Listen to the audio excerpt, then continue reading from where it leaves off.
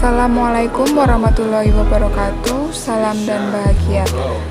Perkenalkan, nama saya Devi Nurhayati, NIM 2019 017211, kelas 4A06.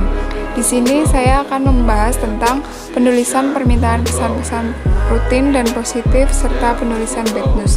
Yang pertama yaitu pesan-pesan rutin. Pesan-pesan rutin adalah pesan-pesan yang berkaitan dengan kegiatan bisnis sehari-hari yang berulang, perlu dilakukan atau dijawab secepatnya. Pesan rutin sangat beragam dengan menggunakan pendekatan langsung, seperti surat masuk, surat keluar, memo yang berisikan pesanan barang, keluhan, rekomendasi permintaan, informasi, kredit, penawaran. Pesan rutin umumnya pendek dan sederhana. Kemudian, bagaimana sih strategi agar pesan-pesan rutin menjadi efektif? Untuk bagian pembuka, yang pertama yaitu nyatakan permintaan Anda secara sopan, tidak menuntut dan personal, spesifik, dan tepat. Yang kedua, jelaskan dan berikan alasan pada permintaan Anda. Untuk bagian isi, yang pertama yaitu berikan alasan bahwa permintaan Anda itu penting. Yang kedua, jelaskan setiap potensi manfaat bila merespon permintaan Anda. Yang ketiga, perincilah permintaan yang kompleks ke dalam daftar permintaan. Kemudian yang keempat, mintalah dilakukan tindakan spesifik. Untuk bagian penutup, informasikan kontak yang dapat dihubungi untuk memenuhi permintaan Anda. Kemudian yang kedua, ekspresikan rasa terima kasih Anda. Yang ketiga, nyatakan dengan jelas setiap tenggat waktu permintaan Anda. Yang selanjutnya yaitu ada keunggulan dari pesan-pesan rutin. Yang pertama, meningkatkan pemahaman secara komprehensif atau menyeluruh ketika pertama kali membaca suatu pesan. Yang kedua, menekankan pada hasil suatu analisis yang telah Anda lakukan. Yang ketiga, menghemat waktu bagi pembaca karena mereka dapat mengetahui apa maksud pesan tersebut dan juga dapat memutuskan segera pada bagian mana yang perlu memperoleh perhatian dan yang tidak perlu diperhatikan secara seksama. Kemudian ada kelemahan dari pesan-pesan rutin. Kelemahan dari pesan-pesan rutin yang pertama yaitu orang cenderung menyampaikan suatu pesan berdasarkan cara berpikirnya. Yang kedua, kesulitan untuk mengubah pola pikir yang cenderung to the point. Hal ini berkait dengan pola pendidikan sebelumnya yang telah diajarkan sebelumnya. Yang selanjutnya ada bentuk-bentuk permintaan rutin. Yang pertama, permintaan untuk pihak internal. Biasanya permintaan pihak internal dikomunikasikan secara lisan, namun dapat juga dalam bentuk tertulis. Bentuk permintaan rutin dalam bentuk tertulis yang paling umum dipakai oleh pihak internal adalah memo. Kemudian yang kedua ada permintaan untuk pihak eksternal. Permintaan informasi ke pihak eksternal dapat berupa pesanan, klaim, permohonan kredit, dan undangan. Apabila permintaan dilakukan sebagai tanggapan atas suatu iklan, maka perlu dicantumkan informasi mengenai di mana dan kapan iklan dibaca atau dilihat. Selanjutnya yaitu permintaan informasi rutin. Yang pertama, permintaan di dalam organisasi.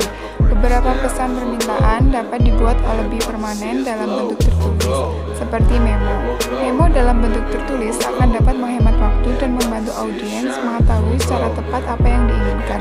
Pengiriman dapat dilakukan antara karyawan, antara pimpinan dengan supervisor, atau antar supervisor dengan karyawan. Bentuk ini dimulai dengan pernyataan yang jelas mengenai alasan penulisan, kemudian diikuti dengan penjelasan yang lebih mendalam dan diakhiri dengan tindakan yang dikehendaki. Selanjutnya yang kedua yaitu permintaan keluar organisasi. Sebagai seorang pelaku bisnis, tentunya kita perlu berkomunikasi dengan para pelanggan, pemasok, dan perusahaan lain untuk berbagai keperluan bisnis yang akan digunakan untuk memperoleh informasi. Di samping itu, kita bisa memberi respon terhadap iklan yang dipasang di suatu surat kabar. Dalam hal ini, perlu kita perhatikan 3 hal, yaitu yang pertama, di mana kita membaca iklan tersebut. Yang kedua, seperti nama surat kabar, informan, tanggal, hari, bulan, tahun. Kemudian yang kedua, jelaskan apa yang kita inginkan atau maksudkan. Kemudian selanjutnya, cantumkan alamat kita yang jelas dan lengkap untuk balasan surat kita tersebut. Kemudian ada pesan-pesan positif. Apa sih pesan-pesan positif itu? Pesan-pesan positif adalah pesan-pesan bisnis yang memberikan kesan menyenangkan kepada pihak lain, yang meliputi good news dan goodwill. Pengorganisasian permintaan pesan rutin dan positif menggunakan pendekatan langsung atau deduktif. Kemudian strategi penulisan pesan-pesan positif. Ketika sedang merespon secara positif penyampaian pesan-pesan good news dan goodwill, seseorang dapat menggunakan pendekatan langsung atau direct approach. Hal itu dilakukan karena pembaca pada umumnya tertarik atas apa yang ingin disampaikan. Kemudian ada komponen penting dalam penulisan pesan-pesan positif. Yang pertama yaitu ada ide pokok yang jelas, yang kedua penjelasan rinci, yang ketiga ada penutup surat.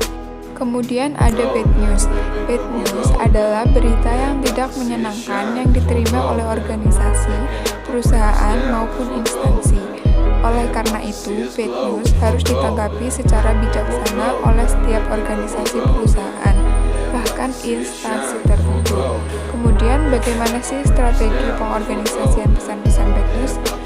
Ketika memberikan tanggapan atas keluhan pelanggan, mengkomunikasikan permasalahan tentang perasaan, atau memberitahukan perubahan kebijakan perusahaan yang dapat mempengaruhi citra organisasi bisnis secara negatif.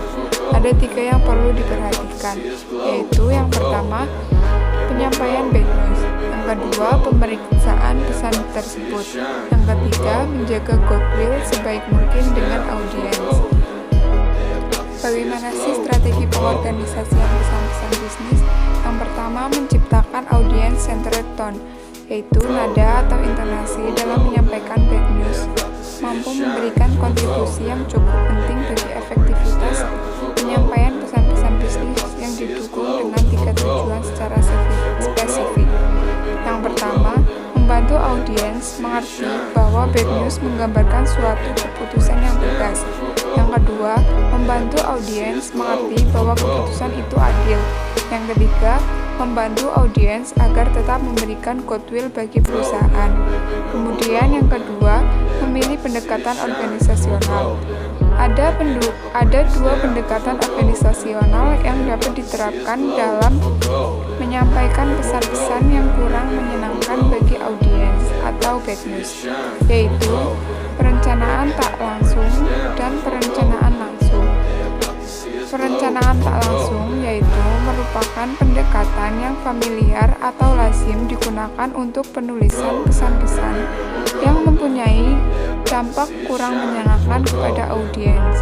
Dalam pendekatan organisasional, perencanaan tak langsung terdapat 4 bagian yang penting, yaitu yang pertama pembuka atau pernyataan netral, yang kedua alasan atau penjelasan logis, yang ketiga bad news atau menyatakan bad news, yang keempat penutup positif, bersahabat, dan menyenangkan. Kemudian selanjutnya yaitu perencanaan langsung. Perencanaan langsung yaitu suatu pesan yang kurang menyenangkan yang diorganisir melalui perencanaan langsung akan diawali dengan suatu pernyataan bad news. Selanjutnya diikuti dengan berbagai alasan yang mendukungnya dan diakhiri dengan penutup yang bersahabat. Sekian video dari saya. Semoga bermanfaat. Mohon maaf apabila terdapat banyak kekurangan dan kesalahan. Wassalamualaikum warahmatullahi wabarakatuh. Salam dan bahagia.